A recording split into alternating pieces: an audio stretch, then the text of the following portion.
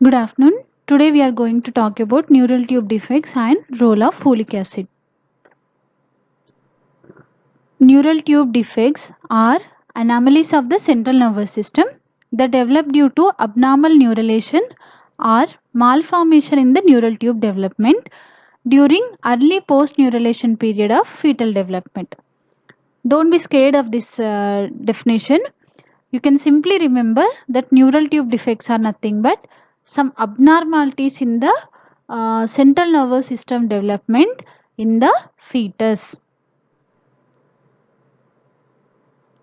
We can classify neural tube defects as closed neural tube defects and open neural tube defects. Closed and open. There are two types. Under open neural tube defects, we have conditions like anencephaly, spina bifida operator, encephalocele. Remember, anencephaly, spina bifida operator, encephalocele. These are the three examples for open neural tube defects. What are closed neural tube defects? The examples are spina bifida occulta, spinal lipomas, sacral agenesis, dermal sinuses, and split cards.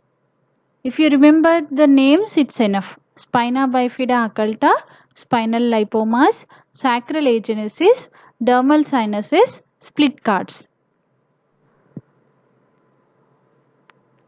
So what is the etiology for neural tube defects? Why there is neural tube defect occurring in the fetus? So mainly there are two conditions which lead to neural tube defects. There are some genetic conditions and also environmental factors which play a role in the neural tube defect formation. So environmental factors, the main thing is folic acid metabolism, some interference in the folic acid metabolism which occurs due to folic acid deficiency. That is the topic for us today. So remember, there are two etiological factors, genetic and environmental. Under environmental, we have folic acid deficiency which leads to neural tube defect. Why folic acid is important? Folic acid plays critical role in healthy and normal functioning of the nervous system because it acts as a coenzyme for neurotransmitters. So for the proper functioning of nervous system, we need folic acid because folic acid acts as coenzyme for the neurotransmitters. If any deficiency in the folic acid metabolism, folic acid or any defect in the folic acid metabolism will lead to neural tube defects. So how to diagnose a neural tube defect? Prenatal diagnosis. That means when the fetus is in the mother's womb.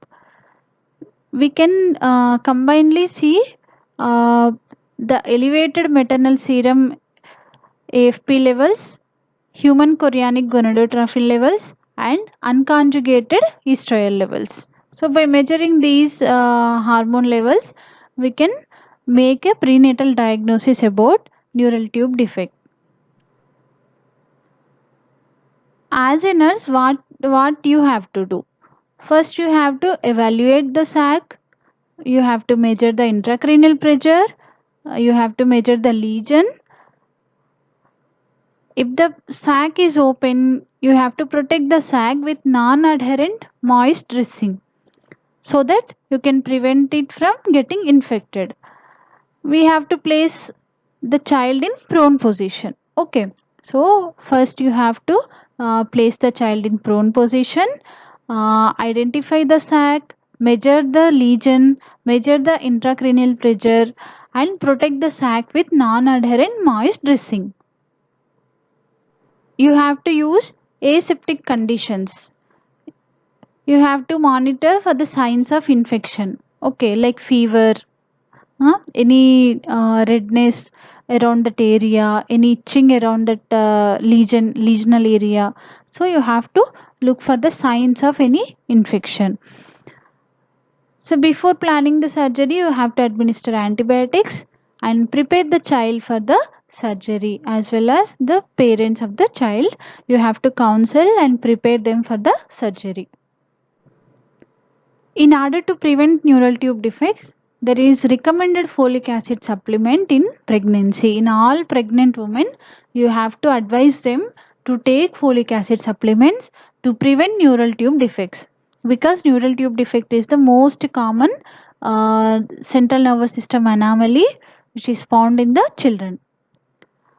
So you have to advise 400 to 800 milligrams of folic acid during pregnancy, and advise the mother to take more of green leafy vegetables, liver, broccoli and fruits, because these are the rich sources of folic acid.